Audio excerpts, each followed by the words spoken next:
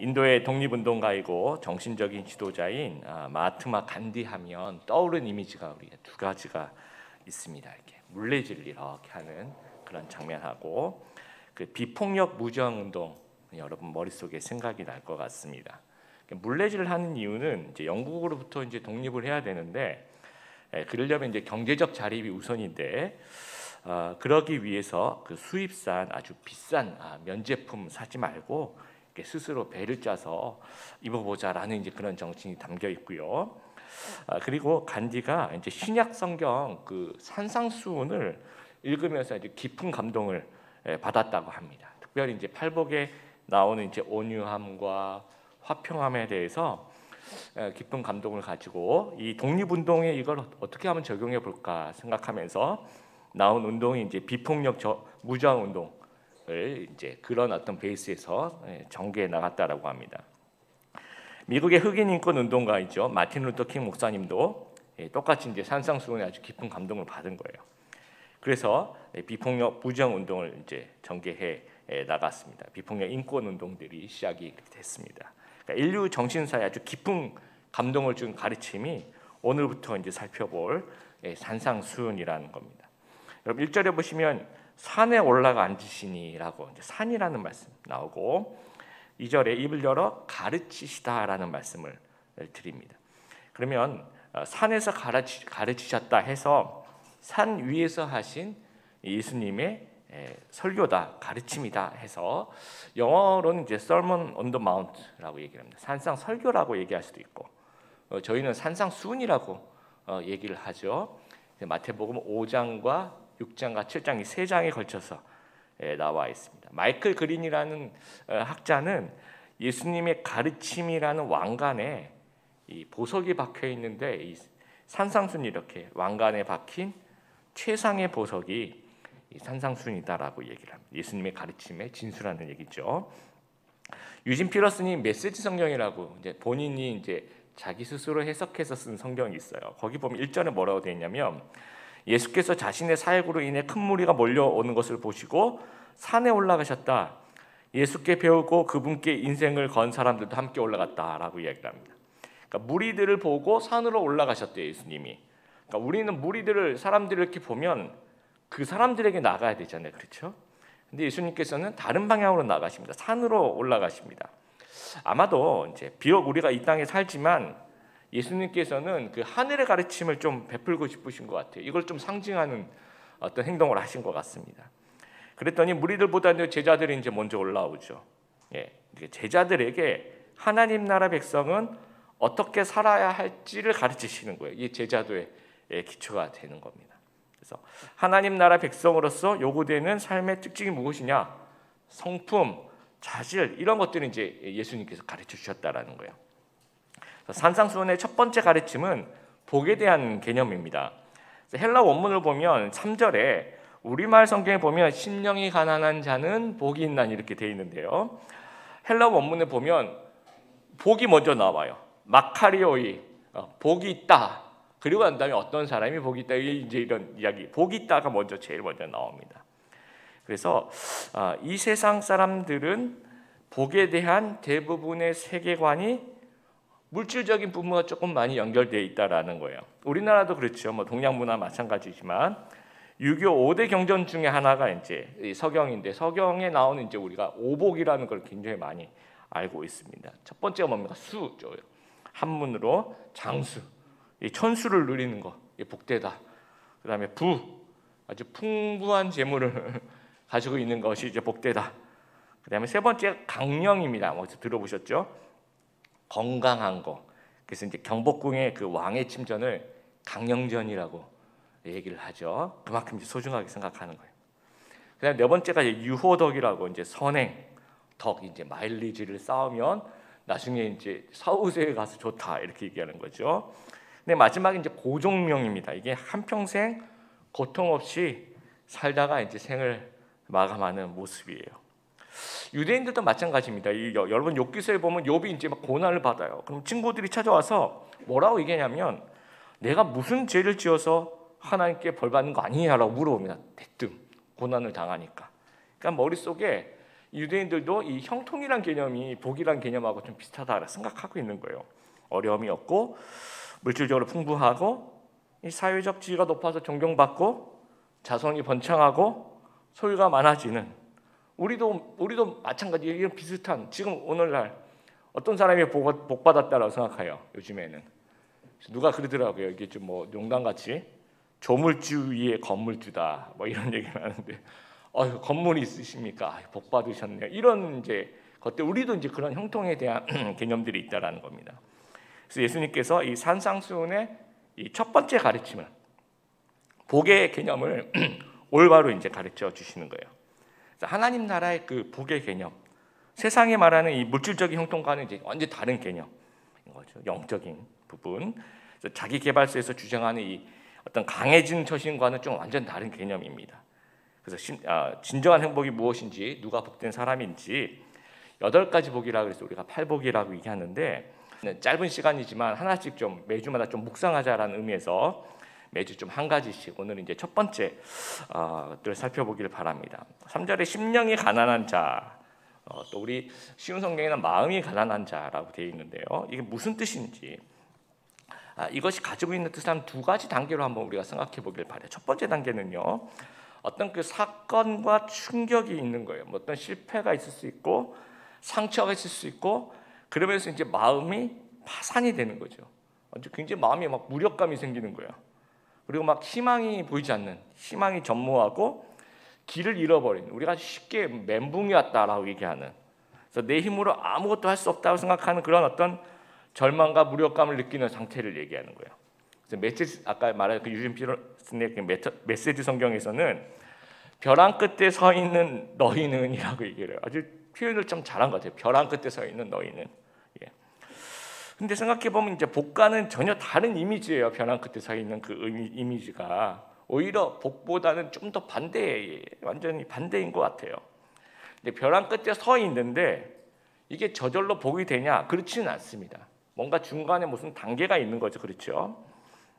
그래서 이 마음 무너짐과 이 절망의 상태와 또 복이 있는 상태를 연결하는 무엇인가 있는 거예요. 근데 오늘 말씀에는 그게 좀 생략이 되어 있습니다. 너희가 이렇게 하면 마음이 정말 가난한 자도 복이 있다. 근데 그 중간에 말이 이제 생략이 되어 있는 거예요. 그리고 이제 우리가 본문에 나와 있는 말로 이제 유추를 해보는 겁니다. 그래서 본문에 힌트를 주는 단어가 이 심령이라는 단어와 이 천국이라는 단어. 여기서 우리가 좀 한번 유추를 해봤으면 좋겠는데, 이 심령이라는 단어, 우리 쉬운 성경에는 마음이라고 번역이 되어 있죠.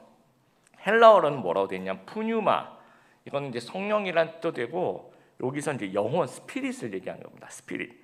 그러니까 심령이 가난한 자, 영혼이 가난한 자. 영어 성경에도 이 영혼이 가난한 자라고 되어 있어요. 영혼은 하나님과 관련된 일을 하는 주체죠, 그렇죠?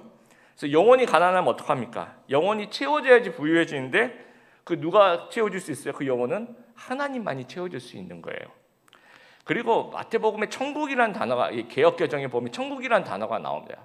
그래서 이 천국이라는 단어는요, 마태복음에서 나오는 그 천국이라고 번역된 단어는 앞으로 머릿속에 킹덤 오브 헤븐, 여러분 이렇게 생각하시면 돼요.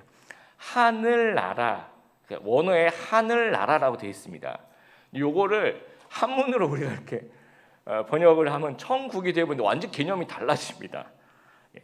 그러니까 하늘나라라는 얘기는 그 당시 마태가 유대인으로서 감히 하나님이라는 단어를 쓰지 못해서 하늘이라고 해. 탕자도 내가 하늘과 아버지께 죄를 지었으니 이렇게 얘기를 하죠. 그래서 그 하늘이란 말은 하나님이란 말입니다. 그래서 이건 하나님 나라라고, 이제 앞으로 마태복음에서 천국이라는 단어가 나오면 이건 하나님 나라라고 생각하면 됩니다. 왜냐하면 이제 천국이라는 단어 자체는 이제 사후에 죽어서 가는 장소라고 오해할 수 있습니다. 근데 하나님 나라는요, 사후의 그 미래형이 아니라, 물론 미래도 포함하죠. 지금 현재부터, 지금 하나님이 다스리시는 곳, 또 앞으로 죽어서 하나님과 함께 영원토록 살 그 모든 장소를 포함하고 있는 것, 현재와 미래를 다 포함하고 있는 것. 근데 그 하나님 나라는 어떻게 들어갑니까? 내 힘으로 들어갈 수 있나요? 못 들어갑니다. 예수님을 믿음으로, 예수님을 통해서 하나님 나라를 들어가는 거예요. 그리고 그 나라는 내가 다스리는 나라가 아니에요. 하나님이 다스리는 나라예요. 그러니까 영혼이 가난한 자, 하나님께 나아가야 되는 거죠. 하나님께 도움을 요청하고 하나님을 의지하고 하나님의 힘으로 그 영혼의 가난함을 채워 나간다라는 겁니다. 그랬을 때 복되다라는 거예요. 여러분, 첫 번째 단계가 이제 마음 무너짐의 단계, 무력감의 단계. 근데 아직 그 복이 되지 않아요. 뭔가 좀 부족합니다. 두 번째 단계로 넘어가야 되는데 그것이 전적으로 하나님만 의지한다라고 진심으로 고백하고 인정하는 그 단계로 넘어가요. 그래서 비로소 하나님 나라의 통치 안으로 들어가는 겁니다. 그러면 하나님의 도우심이 시작이 되는 거예요. 그러면 이제 복이 되는 겁니다. 그래서 메시지 성경에 보면 벼랑 끝에 서 있는 너희는 복이 있다. 하나님과 그분의 다스림은 커진다라고 되어 있어요. 그러니까 벼랑 끝에 서 있을 때 하나님을 의지하는 거죠, 그렇죠? 그래서 하나님의 통치 안으로 들어가는 겁니다. 그래서 그분의 다스림이 커진다라는 거예요. 그래서 성경이 말하는 심령이 가난한 자는 예수님께로 이끌고 가는 마음의 무너짐과 절망의 상태를, 그러니까 내가 마음이 절망스럽다 그 정도가 아니라 내가 마음이 이런 절망스러운 단계를 예수님에게까지 끌고 가는, 그렇게 예수님께 도우심을 요청하는 그 단계까지 왔을 때가 영혼이 가난하다, 심령이 가난하다, 마음이 가난하다, 이렇게 이야기한다라는 겁니다. 여러분, 운전을 하실 때나 아니면 길을 걸을 때 잘 모를 때가 있잖아요. 못 찾을 때가 있잖아요. 사람마다 다른데 저는 이게 잘 안 물어봐요. 끝까지 제가 한번 찾아보려고 노력을 해요. 여긴가? 아닌데 여긴가? 아까 갔었나? 그래서 이제 해보다가 도저히 못 찾겠으면 그때 가서 이제 물어봅니다. 여러분 어떠신지 모르겠어요. 이걸 예를 들어보면 이제 계속 물어보는 상태 있죠. 내가 요건가? 근데 굉장히 마음이 무너지긴 해요. 절망스럽고 내가 분명히 여기라고 생각했는데 여기가 아니니까. 그런데 이거는 마음이 약간 가난한 상태인 거예요. 그러니까 마음이 어떤 통장이라면 이 통장의 잔고가 조금은 남아 있는 겁니다. 왜냐하면 이제 내 힘을 의지하는 거죠. 내 노력으로 뭔가 좀 해보려는 마음이 아직도 남아 있는 거예요. 그럼 아직은 마음이 덜 가난한 거예요.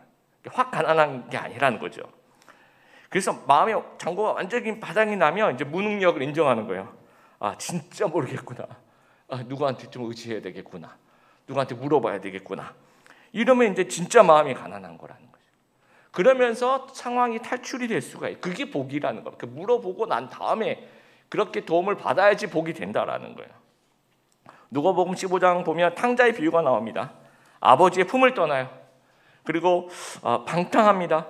그리고 모든 걸 다 탕진해요. 그리고 고생을 합니다. 근데 고생하지만 막 만회하려고 버티는 그런 시간들이 있었을 거야, 아마 탕자가. 그럼 마음이 아직은 가난한 게 아니에요. 좀 덜 가난한 거죠. 왜냐하면 그 내 의가 아직은 살아있는 거예요. 내 노력이 아직도 살아있는 거죠. 그런데 돌아가자라고 결심을 합니다. 행동을 하는 거죠. 그러면 이게 다 내려놓게 돼요. 그럼 이제는 마음이 진짜 가난해지는 거예요. 그러면서 아버지에게로 돌아가게 됩니다. 그러면 아버지가 삶에 개입을 하게 돼요. 아버지의 다스림 영역 안으로 들어오게 되는 겁니다. 그래서 아버지가 금가락지를 끼워주고 살찐 송아지를 잡아서 잔치를 벌이게 되는 겁니다. 그러니까 아들로서 받아들여짐의 그 복을 누리게 되는 겁니다. 저희 그 첫째 딸 희진이가 굉장히 어렸을 때 말도 잘 못하는 때 그때 이제 뭐 과자라든지 사탕 같은 걸 이렇게 받으면 그걸 이제 오픈을 해야 되잖아요. 해야 되는데 이게 어린이들이 힘이 약하니까 되게 먹고 싶은데 이게 안 열리는 거예요. 좀 멘붕을, 이게 마음의 가난함을 경험하는 거죠. 생애 최초의 절망을 이제 경험합니다. 그러면 이렇게 해보다가 안 되면 바로 갖고 와요. 부모님 갖고 와서, 그때 말도 못하는 애가 갖고 와서 까 자녀 키워오신 분들 다 그래 기억이 나실 거예요. 이거 까달라고 까 이렇게 그러면 이제 까주죠. 그러면 이제 과자의 복을, 사탕의 복을, 그 축복을 누리게 되는 겁니다. 그러니까 어린아이 같이 순수할 때 누릴 수 있는 그런 복이라는 거예요. 근데 우리가 점점 이게 살아가면서 좀 세상에 때가 묻고 뭔가 누구에게 의지하려고 하지 않고 자꾸 내가 혼자서 막 해보려고 노력을 하는 거예요. 그러니까 내가 혼자서 고민하는 그 단계가 굉장히 길다라는 거죠. 그래서 마음의 쓰라림과 무너짐을 경험할 때 이제 보통 우리가 어떻게 하냐면, 마틴 셀리그만이라는 학자가 회복을 방해하는 세 가지 그 영어 P라고 영어 알파벳 P로 이제 설명을 하는데요. 첫 번째 P가 퍼스널리제이션이라고 개인화. 그러니까 내 자신의 잘못으로 역경이 시작이 되었다라고 생각을 하는 거예요. 아, 이건 내 실수야. 내가 하는 일이 다 그렇지 뭐 하면서 자기를 자꾸 자책을 한다는 거죠. 그 다음에 이제 두 번째 P가 pervasiveness라고 침투성. 그러니까 그 사건이 삶의 모든 영역에 영향을 미칠 거라고 생각하는 거예요. 아, 내가 제대로 되는 일이 하나도 없구나. 아, 난 다 망쳤어. 뭐. 내 삶이 참 운이 없어. 나는 저주의 삶인 거야. 라고 이제 생각하게 만든다는 거예요. 그리고 퍼머넌스 세 번째 영속성이라고 이 사건의 여파가 영원히 지속될 거라고 생각하는 거예요. 앞으로도 나는 잘 안 될 거야. 앞으로도 나는 아니야 언제 난 다 망했어. 이렇게 생각. 그러니까 이런 어떤 그 세 가지 P가 회복을 방해한대요.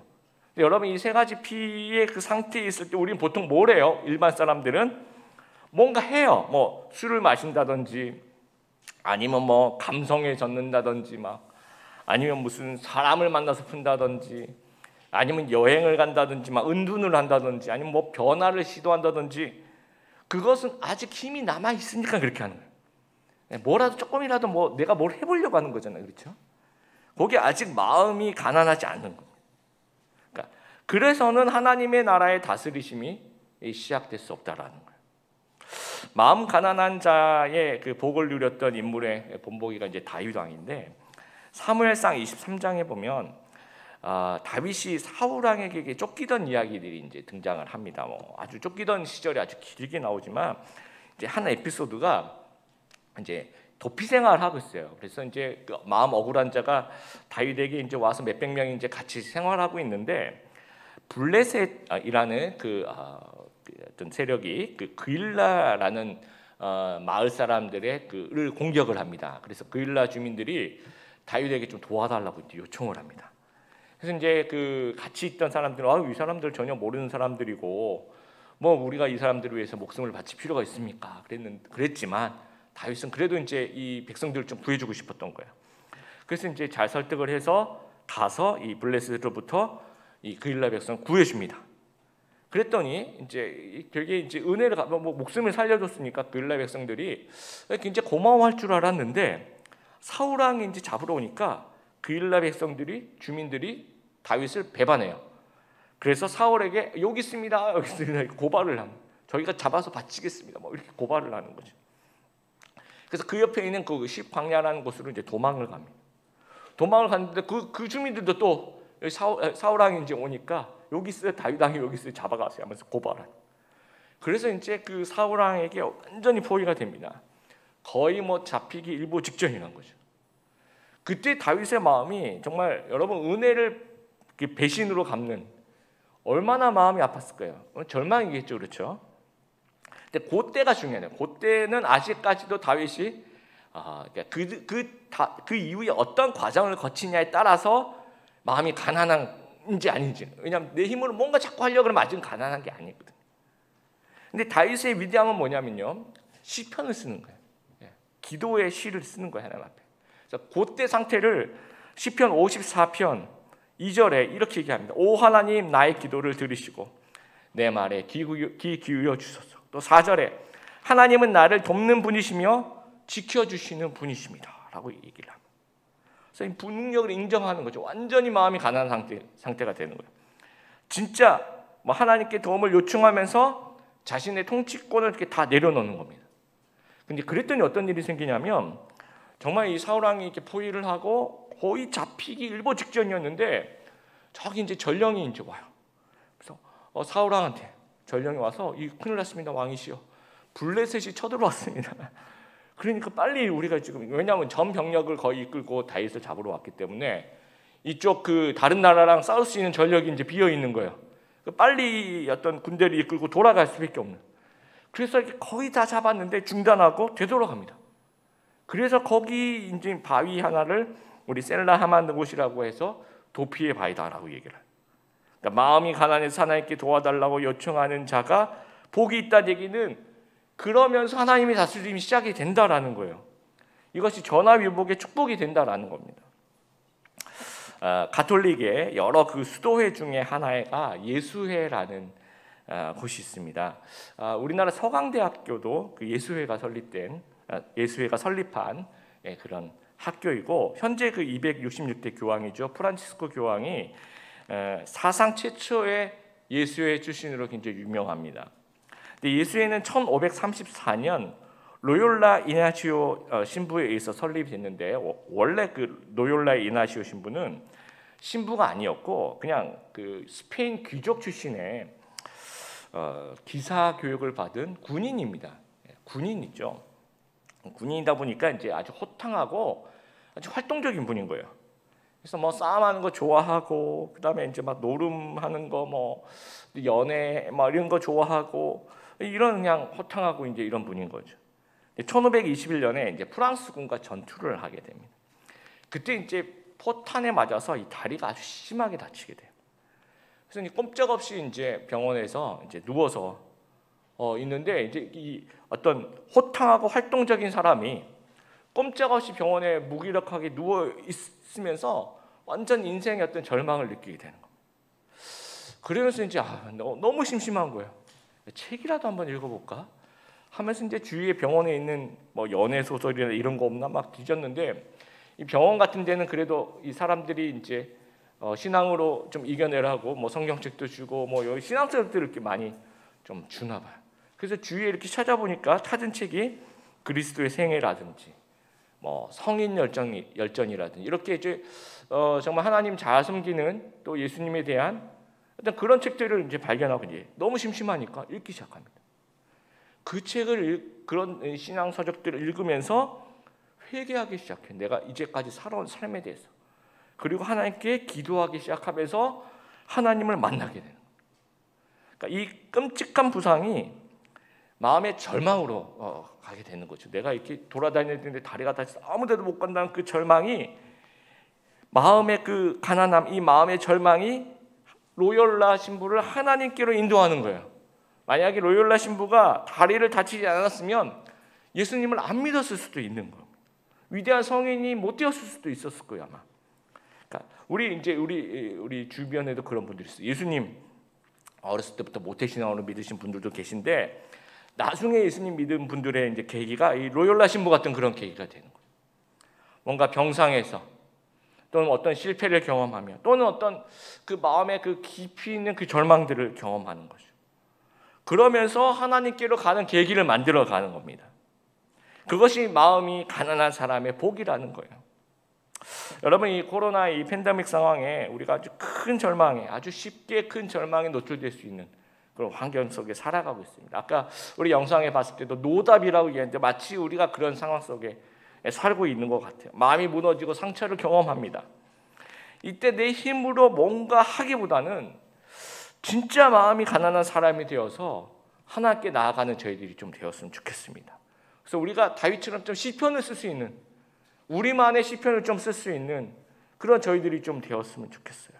그리고 우리가 지금 당하고 있는 어려움이 로욜라 신부같이 그 어떤 실패와 절망과 이 어떤 계기가 하나님께로 가까이 가는 그 계기가 될 수 있는, 그 계기로 만들어갈 수 있는 저희들이 되었으면 좋겠습니다. 그래서 우리의 절망을 하나님께 가지고 가는 진짜 마음의 가난한 그 상태에 하나님의 다스리심이 정말 우리 생애 깊이, 우리 인생에 깊이 개입하면서 천국이 너희 것입니다, 하나님 나라가 너희 것입니다 라는 그런 축복, 조나의 벽의 축복, 하나님의 나라의 다스리심과 인도하심으로 들어가는 그 축복이 우리 귀한 성도님들에게 가득하기를 주님의 이름으로 축복합니다.